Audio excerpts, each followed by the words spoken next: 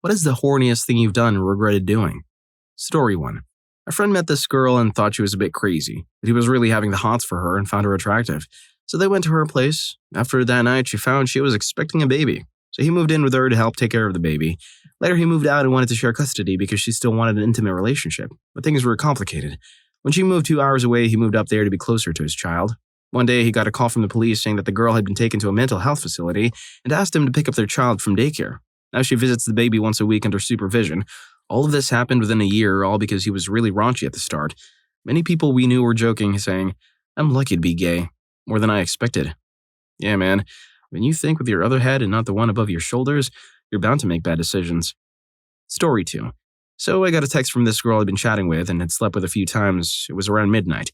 She wanted me to swing by for a good time. We were both 21 and students back then, and she lived in this pretty sketchy area, about an hour's walk away on the other side of town. A sensible person would have said no, but my excitement got the best of me. I didn't have my car with me at uni, so I just threw on my coat and said I'd be there in a flash. I practically jogged. She knew I didn't know exactly where she lived, so she said to shoot her a text when I reached her street and she'd come to meet me. I got there, sent the text, but got no reply. I figured she'd fallen asleep.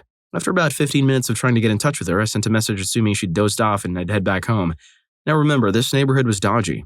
On my way back, I ended up getting mugged and ended up with injuries on my waist and hand.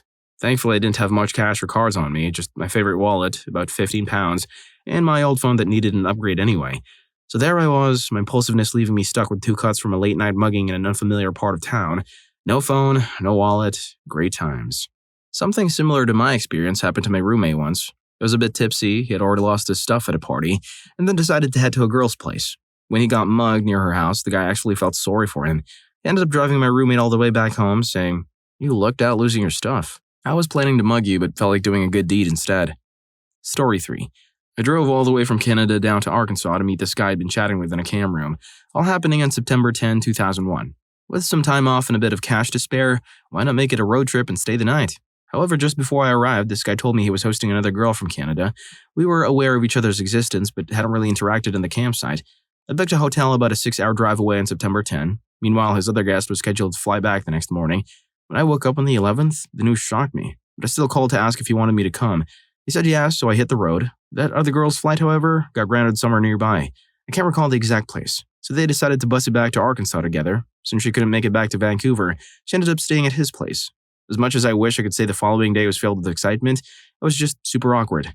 I packed up and left the day after, crossing the border back to Canada without much fuss from the authorities. Story 4. I was on Omegle, doing the usual Omegle stuff, and I stumbled upon this girl. She was halfway undressed from the waist down. Seems like she was in a chat with another guy before, and he left in a hurry. At that moment, I was just hanging out, chatting with random folks, and having a few laughs. Then this girl popped in, and I thought, why not? She has to see my stuff and watch me do my thing. I went along with it, and after talking naughty and watching each other, she made a weird request.